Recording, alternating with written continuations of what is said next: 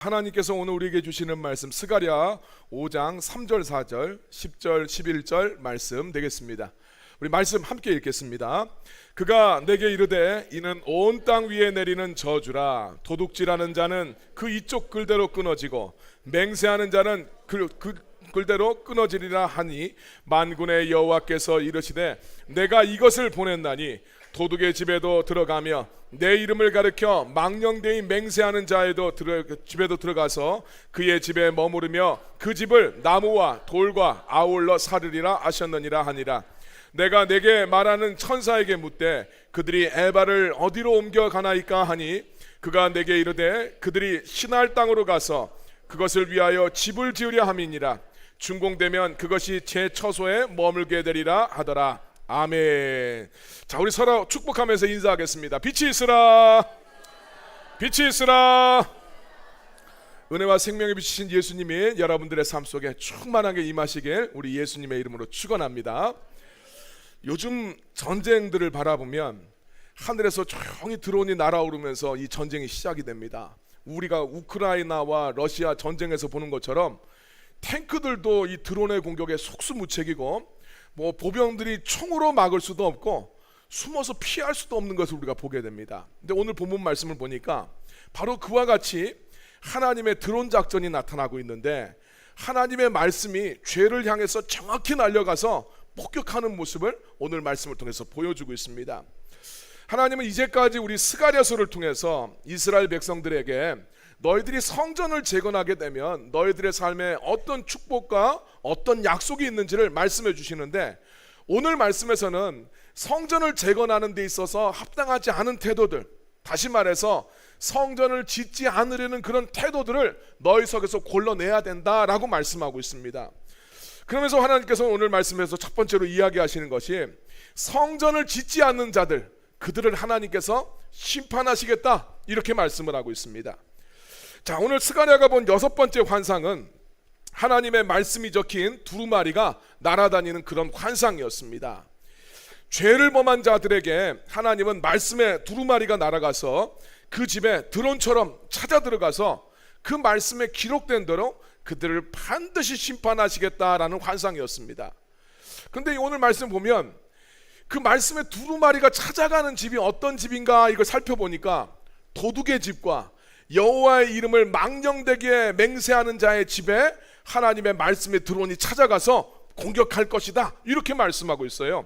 자, 우리 스가랴서 5장 4절 말씀 같이 한번 읽을까요? 만군의 여호와께서 이르시되 내가 이것을 보냈나니 도둑의 집에도 들어가며 내 이름을 가리켜 망령되이 맹세하는 자의 집에도 들어가서 그의 집에 머무르며 그 집을 나무와 돌과 아울러 사르리라 하셨느니라 하니라. 아멘.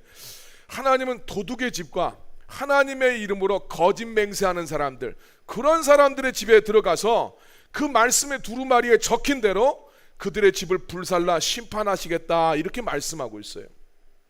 근데 여러분, 이 말씀을 보면서 좀 의문이 생기지 않습니까? 이 세상에 죄는 너무나도 많고 도둑질하는 것이나 하나님의 이름으로 거짓 맹세하는 것, 이것보다 훨씬 더 나쁜 죄들이 많은데 왜 하필 도둑질하는 집, 또 하나님의 이름으로 망령되이 맹세하는 사람들, 이들만 콕 집어서 그들을 심판하시겠다고 말씀을 하시는 것인가? 그 이유는 지금 말씀드린 이 죄들이 당시에 성전을 짓는 데 있어서 가장 문제가 되는 그런 죄악이었기 때문입니다. 자, 먼저 도둑질은 하나님의 것을 도둑질하는 영적인 도둑질을 의미해요. 여러분, 성전을 지으려면 거기에 들어가야 되는 재료들이 있습니다. 내가 하나님 앞에 성전을 짓는다 하면 그 성전을 짓는 재료들이 있는데 마땅히 하나님 앞에 드려야 될 이 성전의 재료들을 드리지 않는 것, 이것이 영적인 도둑질이라고 할 수 있어요. 우리 구약 성경을 보면 모세의 때에 성막을 짓거나 솔로몬의 때에 성전을 지을 때를 보면 언제나 이 성막이나 성전을 지을 때는 많은 재료가 필요한 것을 알게 됩니다. 하나님의 성전은 그냥 싸구려들 가지고 짓지 않습니다. 하나님 성전은 정말 값진 재료들이 너무나 많이 필요했습니다. 금이 필요했고 나무들 중에서는 가장 좋은 백향목이 필요했습니다. 또 성전 안에 들어가는 그런 어떤 천에는 아주 값비싼 염료들이 거기 안에 포함이 되었어요. 오늘 우리가 하나님을 향한 성전을 지으려 할 때도 싸구려 가지고 지어지지 않습니다. 역시 귀하고 비싼 재료들, 그것이 우리들한테 요구가 됩니다. 우리가 주님 앞에 올려드리는 예배, 우리가 드리는 기도, 말씀, 또 섬김과 헌신들, 때로는 하나님 앞에 올려드리는 헌금은 결코 값싼 재료들이 아닙니다. 우리가 하나님을 향해서 시간과 정성과 마음과 물질들을 올려드릴 수 있어야 그것을 통해서 주님을 향한 성전이 지어집니다. 그런데 하나님은 이렇게 하나님을 향해서 마땅히 드려야 될 영적인 재료를 드리지 않는 사람들, 그들을 심판하겠다, 이렇게 말씀을 하십니다. 여러분, 오늘 우리가 이 말씀 앞에서 오늘 우리들의 삶을 한번 점검해 보십시다. 우리가 드려야 될 마음과 시간을 스마트폰이나 별것 아닌 것에 우리가 쏟고 있지 않습니까?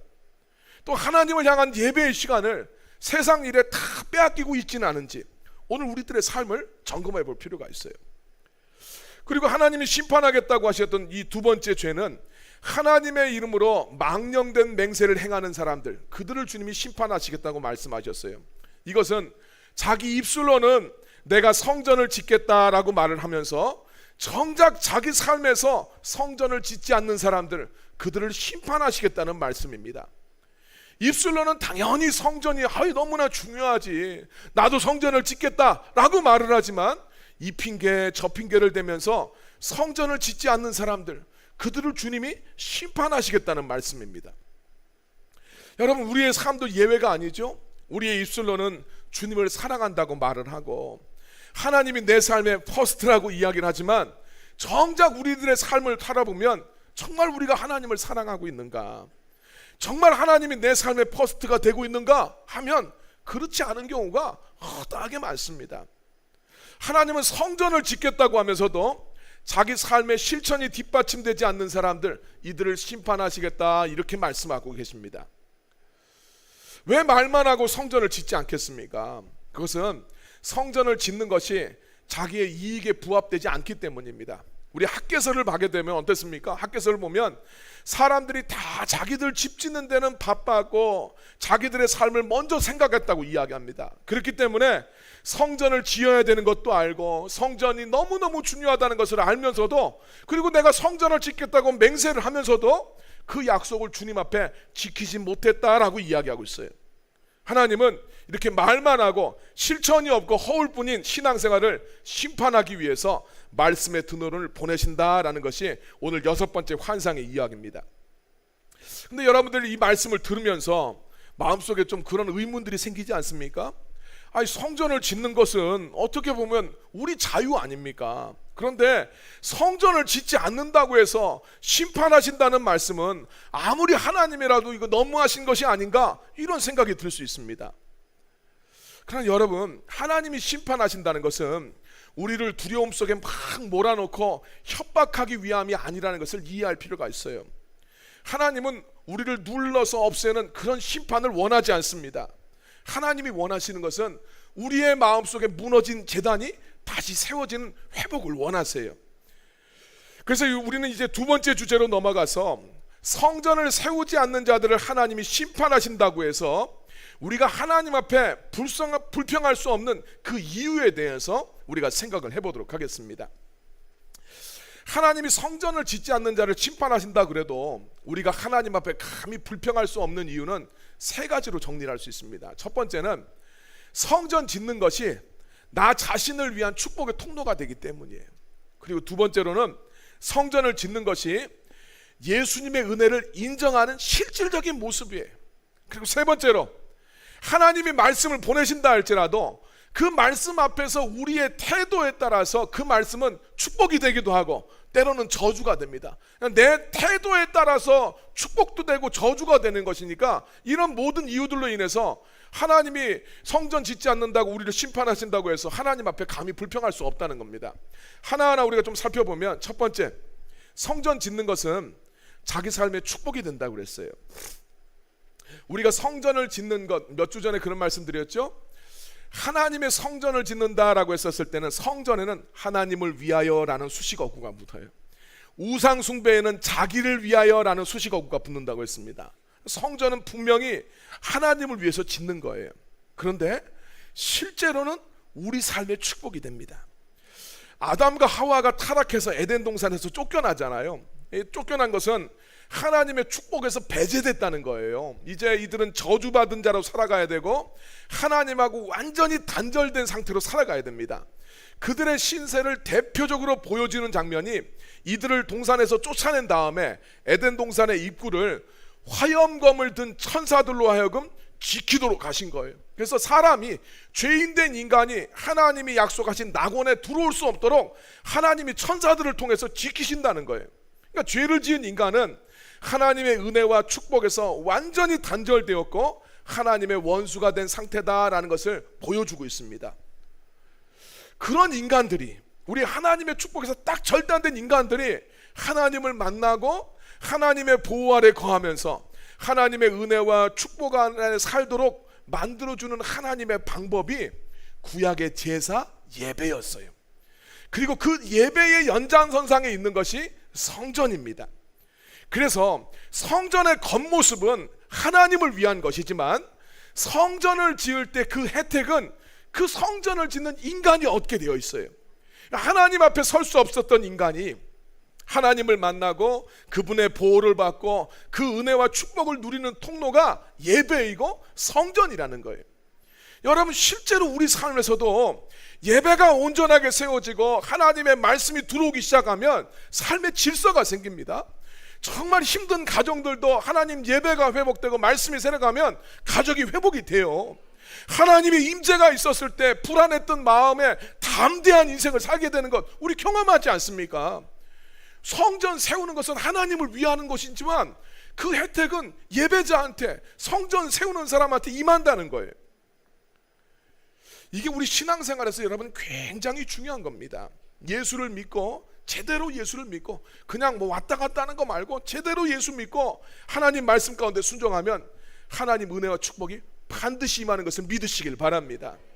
그렇게 봤을 때 성전 짓지 않는 자를 하나님이 심판하신다고 해서 하나님 앞에 불평할 이유가 아무것도 없다. 하나님의 은혜와 축복이 필요하지 않은 사람은 성전 안 지으면 됩니다. 그리고 자기들이 하나님 앞에 갚아야 될 죄값을 자기의 생명과 자기의 삶으로 직접 치르면 됩니다. 반면에 정말 하나님의 은혜와 축복이 내 삶 속에 필요하다 그렇게 생각한다면 성전을 지음으로써 하나님 만나고, 그래서 하나님이 예비하신 은혜와 축복을 누리면 돼요. 오늘 여러분들에게는 성전을 짓는 그 은혜와 축복이 있기를 주님의 이름으로 축원합니다. 성전을 짓지 않는 것을 하나님이 심판하시는데 거기에 대해서 불평할 수 없는 두 번째 이유, 성전을 지을 때 예수님의 은혜를 인정하는 게 됩니다. 성경에서는 예수님이 모든 우리의 죄를 담당하시고 죽으심으로써 우리가 정결케 되고, 우리가 정결케 되었기 때문에 하나님의 영이신 성령님이 우리 안에 내주하시게 되었다라고 이야기합니다. 그로 말미암아 오늘 우리가 하나님의 성전이 되었다라고 말씀하고 있어요. 그래서 우리가 성전을 짓는다고 말하지만 엄밀하게 말하면 성전은 내가 세우는 것이 아니라 예수님이 세우신 것이다 라고 말할 수가 있습니다. 그렇기 때문에 우리가 예배하고 기도하고 말씀을 묵상하고 때로는 헌금도 드리고 또 우리가 우리의 몸으로 헌신을 하면서 성전을 짓는다고 했었을 때 그런 우리의 행위로 성전이 세워지는 것이 아니라 우리가 그런 행위를 했었을 때 예수님이 나를 위해서 행하신 그것을 인정하고 고백하는 것이 됩니다. 여러분, 그래서 이 선우가 바뀌면 안 됩니다. 우리의 예배를 통해서 우리가 하나님 앞에 성전을 짓는 것이 아니라 예수님이 성전 만들어 주신 것을 우리가 예배를 통해서 인정하는 거예요. 우리의 기도와 헌신은 날 구원하신 하나님의 은혜에 대한 우리의 반응일 뿐이에요. 그래서 우리가 주님 앞에 성전을 짓는 행위들을 했었을 때 이것은 자격 없는 자를 구원하신 예수님의 은혜와 공로를 인정하는 것이고 그 예수님을 찬양하는 일이 돼요. 우리의 예배, 우리의 기도, 우리가 교회에서 주님을 섬기는 것, 이 모든 것이 하나님을 섬기고 찬양하는 행위가 됩니다. 그런데 우리가 예수님을 사랑하고 그분의 은혜를 찬양한다 말하면서도 정작 우리의 삶에서는 성전을 짓지 않게 되면 그건 진짜로 예수님의 은혜를 깊이 인정하고 사랑하는 사람의 모습이라고 말할 수가 없는 것이죠. 예수님은 우리를 살리기 위해서 당신의 생명까지 바치셨는데 그 은혜를 인정하지 않았을 때 그 아들 예수 그리스도를 우리한테 보내신 하나님의 그 사랑을 배신하는 게 되지 않겠습니까? 그러면 당연히 하나님의 진노를 불러일으킬 수밖에 없는 거예요. 그래서 하나님이 성전 짓지 않는 자를 심판하신다고 해서 우리가 감히 하나님 앞에 너무하신다고 하나님 앞에 불평할 수 없게 된다는 겁니다. 세 번째로 말씀에 대한 우리의 태도라고 그랬죠. 우리의 태도에 따라서 말씀은 축복이 되기도 하고 저주가 되기도 합니다. 우리 신명기 말씀을 보면 축복과 저주는 동전의 양면 같아요. 내가 주님 앞에 어떤 자세로 나가느냐 여기에 딸려 있습니다. 그래서 우리가 알아야 될 것은 하나님이 말씀의 두루마리를 우리에게 보내시는 것은 단지 우리를 심판하고 정죄하기 위함이 아니라는 것을 기억할 필요가 있어요. 우리의 죄악과 허물은 이미 예수님이 다 담당하셨어요. 그래서 말씀의 두루마리가 찾아왔었을 때 우리의 태도가 중요합니다. 말씀으로 주님이 찾아오셨을 때 그 말씀을 환영하고 그 말씀에 따라서 내 삶을 돌이키면 그 말씀은 저주가 아니라 하나님의 축복이 되고 약속이 됩니다. 반대로 하나님의 말씀을 받을 때에 그 말씀을 외면하고 거역하고 우리 여호야김 왕처럼 듣기 싫은 말씀이라고 날 말씀에 대해서 칼질하고 이건 필요 없어 잘라버리고 그런 사람들한테 하나님 말씀의 저주와 심판이 임하는 거예요. 그래서 중요한 것은 하나님께서 말씀을 통해서 우리 삶에 찾아오실 때 내게 주시는 말씀에 대해서 환영하고 존중하고 순종한 태도가 필요한 줄 믿으시길 바랍니다. 그리고 그 말씀 앞에 합당하지 않은 나의 모습이 있다면 그것을 내가 던져버릴 수가 있어야 돼요. 그래서 이제 세 번째 주제로 넘어갑니다. 성전을 짓는 데 있어서 하나님이 기뻐하시지 않는 모습, 이것은 우리 삶에서 멀리 던져야 됩니다. 스가랴하고 본 이제 7번째 환상은 한 광주리의 모습이죠. 이것을 이스라엘 사람들은 에바라고 불렀습니다. 이스라엘에서 곡식의 양을 측량하기 위한 기구입니다. 스가랴가 본 이 환상에는 에바 이 광주리 안에 이름이 악이에요. 악. 죄악이라는 이름하는 여인이 탁 앉아 있습니다. 천사가 뚜껑을 열어보려고 하니까 에바 속에 이 악이라는 여인이 바깥으로 막 나오려고 해요. 천사가 다시 이 여인을 에바 속에 탁 던져놓고 뚜껑을 탁 닫아서 봉인을 하게 되는 이 환상을 보게 돼요. 그리고 나서 두 천사가 이 에바를 들고 훨훨 날아서 시날 땅에다 옮겨놓는 그 환상을 이제 7번째로 보게 됩니다. 저 에바는 곡식통인데 사람을 상징합니다. 사람이 곡식을 먹는 곡식통이에요. 우리가 곡식을 먹잖아요. 오늘 우리가 에바입니다. 근데 에바 속에 무엇이 들어있습니까? 악이 들어있어요. 악. 근데 저게 어떻습니까? 틈만 나면 기어 나오려고 해요. 그러니까 사람 속에는 틈만 나면 기어 나오려고 하는 악한 태도가 있다는 이야기예요. 스가랴가 천사한테 물어봅니다. 이게 도대체 무슨 뜻입니까? 스가랴서 5장 6절 말씀 우리 같이 한번 읽겠습니다. 내가 묻되 이것이 무엇이니까 하니 그가 이르되 나오는 이것이 에바이니라 하시고 또 이르되 온 땅에서 그들의 모양이 이러하니라. 그렇습니다. 온 땅에서 그들의 모양이 이러하니라. 온 땅에 존재하는 악이 이런 모양으로 존재를 한다는 거예요. 이 에바 속에 악이라는 여인은 우리 잠언과 요한계시록에서 음녀라는 이름으로 등장을 하고 있습니다. 하나님 말씀에 순종 못하게 만들고 주님의 교회를 박해하고 성전을 짓지 못하게 하는 세상의 악한 영들의 역사를 이야기합니다. 근데 이 악한 영들의 역사가 인간의 내면 속에 모든 사람들의 내면 속에 존재하더라는 거예요. 그래서 끊임없이 성전을 짓지 못하도록 사람들을 미혹하고 그들을 유혹합니다. 그래서 하나님이 하시는 말씀이 이겁니다. 너희가 성전을 지어야 하나님의 약속이 있고 하나님의 축복이 있는데 너희가 성전을 지으려면 너희들 속에 있는 이 음녀의 속성, 틈만 나오면 기어 나오려고 하는 이 악한 태도, 성전을 짓지 않으려고 하는 이 악한 태도를 반드시 제거해야 된다라고 말씀하시는 거예요. 바울이 그런 이야기를 했죠. 우리 마음속에는 항상 두 가지 마음이 있다고. 한쪽의 마음은 하나님을 사랑하면서 성전을 짓고 하나님과 함께 살아가고자 하는 마음이 우리의 마음속에 있어요. 근데 다른 한 마음 쪽에는 내 마음이 원하는 대로 살고 나를 즐겁게 하는 대로 하나님이랑 상관없이 살고 싶어하는 그런 마음이 모든 인간 속에 들어있다는 거예요. 바울이 어느 자기 마음속에 그 마음을 깨달으면서 통탄을 합니다. 오호라, 나는 곤고한 사람이로다. 누가 나를 이 사망의 법에서 건져낼 것인가? 모든 사람, 그 위대했던 사도 바울한테도 그 음녀의 마음이 있더라는 거예요. 근데 이 음녀의 마음이 있으면 하나님 말씀의 심판을 받게 됩니다. 언제나 이 음녀는 우리로 하여금 성전을 짓지 못하도록 영적인 도둑질을 하게 만듭니다. 하나님을 위한 성전을 짓겠다고 입술로는 약속을 해도 그 약속대로 살지 못하게 만드는 게 우리 속의 이 악한 태도예요.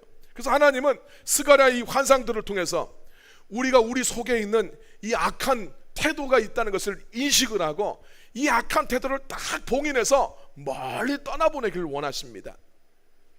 오늘 말씀을 보게 되면 하나님은 그 음녀가 들어있는 에바를 봉인해서 신할 땅으로 가라 이렇게 말씀하고 있죠. 자, 스가랴서 5장 11절 말씀 보니까 그가 내게 이르되 그들이 신할 땅으로 가서 이것을 거기에다가 던져놔라 이렇게 이야기합니다.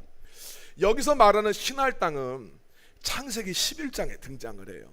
이 땅이 어떤 땅이냐면 바벨탑을 쌓은 땅입니다. 역사적으로 그 땅은 큰 성 바벨론이 존재하는 땅이 신할 땅이에요. 거기에 있는 인간들은 하나님하고 맞먹으려고 바벨탑을 쌓았습니다. 또한 신할 땅의 사람들은 하나님이 자기들의 인생을 지키는 불성각이라는 것을 믿지를 못해요. 그래서 이 사람들은 어떻게 합니까? 큰 성을 쌓으면 안전할 것이라고 믿는 사람들이 거하는 곳이 신할 땅이에요. 거기에서 큰 성 바벨론 안에 삽니다. 이 사람들은 하나님을 의지하고 그분의 영광을 위해서 살려고 하질 않아요. 자기의 힘과 능력을 믿고 삽니다. 그리고 자기의 영광을 드러내면서 살기를 원하는 사람들이 이 신할 땅입니다. 그래서 이 사람들은 성전을 지으려고 하지 않아요. 하나님의 도우심과 은혜가 필요하다고 느끼지 않기 때문입니다. 근데 오늘 말씀에서 말하는 것은 그런 악한 마음이 약속의 땅에 살고 있는 성도들의 마음속에도 다 들어있다는 거예요. 곡식통 에바 안에는 다 음녀가 들어있어요. 사람 마음속에는 다 음녀의 마음이 들어있습니다. 그래서 선지자 예레미야 이야기합니다. 만물보다 더 부패한 것이 우리 인간의 마음이라고 성경은 이야기하고 있어요. 그런 악한 태도로는 성전을 지을 수 없고 오히려 하나님의 심판을 부를 수밖에 없기 때문에 하나님은 너희가 진짜 성전을 지으려면 그 악한 마음을 딱 봉인해서 멀리 떠나보내야 된다라고 말씀하시는 겁니다. 이거는 몇천 년 전에 있었던 이스라엘 백성들에게만 해당되는 이야기가 아니죠. 21세기를 살아가는 오늘 우리 안에도 이 신할 땅의 DNA가 다 들어있습니다. 그 악한 마음은 오늘 우리들한테 속삭여요. 야, 지금은 바쁘니까 나중에 봉사해라. 야, 예배보다 너의 관심사가 훨씬 더 중요하다. 또 이야기합니다. 야, 굳이 뭐 기도한다고 해서 네 삶에 뭐 특별한 변화가 있더냐? 기도 안 해도 상관없다 라고 속삭여요. 오늘 우리들의 속에 있는 이 악한 음녀의 마음은 나중에 바빠서 별 차이 없어 이렇게 오늘 우리들의 속삭입니다. 여러분, 이 마음을 봉인해야 돼요. 또한 하나님보다 세상의 성벽들 안에서 더 안정감을 느끼고 하나님을 의지하기보다는 자기 자신을 더 의지하고 자기의 뜻과 영광을 위해서 살아가는 이런 마음들, 이 마음을 딱 봉인해서 천사들한테 맡겨야 됩니다. 지금까지 우리가 6주 동안 우리 스가랴서를 통해서 성전을 지을 때 어떤 약속이 있는지 주님은 계속해서 말씀해 주셨어요. 여러분, 생각을 한번 더듬어 보십시오. 너희는 내게로 돌아와라. 그럼 나도 너희에게로 돌아가리라. 너희들이 성전을 짓게 되면 내가 너희를 다시 풍부하게 할 것이고 너희들의 대적을 내가 꺾어줄 것이다. 너희들이 성전을 짓기만 하면 내가 불성곽이 되어서 너희를 둘러 보호하고 너희와 함께 할 것이다. 너희는 너무나 죄악 가운데 더러워서 성전을 지을 수 있는 자격이 없지만 내가 너희를 거룩하게 만들어서 성전을 짓게 만들겠다. 야, 성전은 사람의 능력이나 사람의 힘으로 지어지는 것이 아니라 하나님의 영으로 세워진다고 말씀해 주셨어요. 이렇게 성전을 지을 때 하나님이 주시는 은혜와 축복을 주님이 다 약속해 주셨는데 오늘 말씀에서는 너희가 성전을 세울 때 합당하지 않는 그 악한 태도, 성전을 짓지 않으려는 그 악한 태도를 던져버리라고 말씀하고 있어요. 여러분, 하나님은요 지금도 우리에게 말씀을 보내십니다. 근데 말씀을 보내시는 이유는 파괴가 아니라 회복을 위해서예요. 요한복음에 보면 말씀이 육신이 되셔서 우리 가운데 거하신 분이 예수님이라고 이야기하고 있어요. 예수님이 말씀이에요. 그래서 여러분, 말씀이 찾아오면 그것을 환영해야 되겠습니까? 두려워해야 되겠습니까? 환영해야죠. 예수님이 내 삶 속에 찾아오는데 오지 마세요, 주님 불편해요, 이게 구원받은 성도의 모습이 아니에요. 여러분, 그래서 내 삶 속에 말씀이신 주님이 찾아오시는 것이 우리 인생의 최고의 축복인 것을 믿으시길 바랍니다. 하나님의 말씀이 들려지는 것, 말씀 들려진 말씀이 사람의 말이 아니라 하나님의 말씀으로 내 삶 속에 들려지는 것, 그 말씀 따라서 내 삶에 돌이킴이 있고 방향 전환이 있을 때, 여러분, 이게 인생의 최고의 축복입니다. 그렇기 때문에 여러분, 하나님의 말씀의 두루마리가 찾아올 때 도망치지 말고 환영하시기 바랍니다. 하나님은 지금도 말씀의 드론을 띄우세요. 그건 심판의 드론이 아니라 회복의 드론입니다. 그 드론은 십자가에서 우리를 향해서 날아오시는 예수 그리스도세요. 그분이 내 삶 속에 착륙해서 그 말씀이 우리의 삶 속에 임했었을 때 무너진 성전이 다시 세워집니다. 그래서 그 주신 말씀에 따라서 여러분 힘껏 성전을 지으셔서 여러분 인생의 불성각이 되어주시는 하나님 은혜 가운데 살아가는 여러분이 되길 예수님의 이름으로 축원합니다.